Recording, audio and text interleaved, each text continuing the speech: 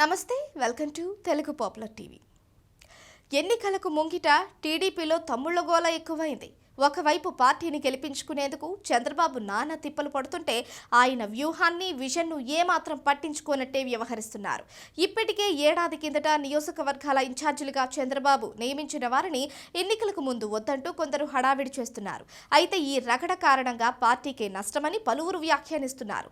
ఉమ్మడి పశ్చిమ గోదావరి జిల్లాలోని ఎస్సీ రిజర్వ్డ్ నియోజకవర్గం గోపాలపురం. ఇది ఎస్సీల నియోజకవర్గాల్లోనే టీడీపీకి బలమైన కంచుకోట.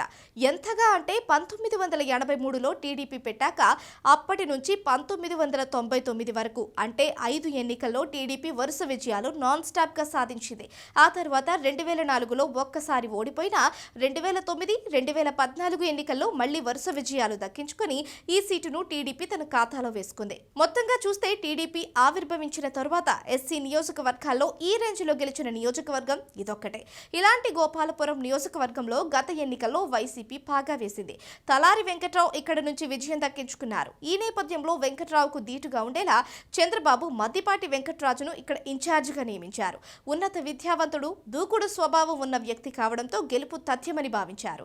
అయితే మాజీ ఎమ్మెల్యే ముప్పిడి వెంకట్రావు ఈ సీటుపై కన్నేశారు. తనకు కేటాయించాలన్న డిమాండ్ను ఆయన వ్యక్తం చేస్తున్నారు.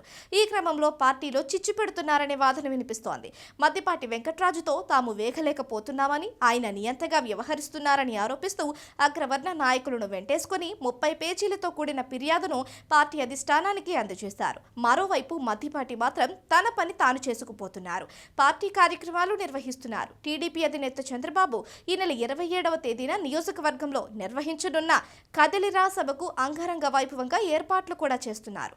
అయితే మరోవైపు ఆయనకు సహకరించకుండా తమ్ముళ్లు మాత్రం గోలగోల చేస్తున్నారు. దీంతో మరోసారి ఇక్కడ వైసీపీ పుంజుకునే అవకాశం ఉంటుందని అంటున్నారు పరిశీలకులు.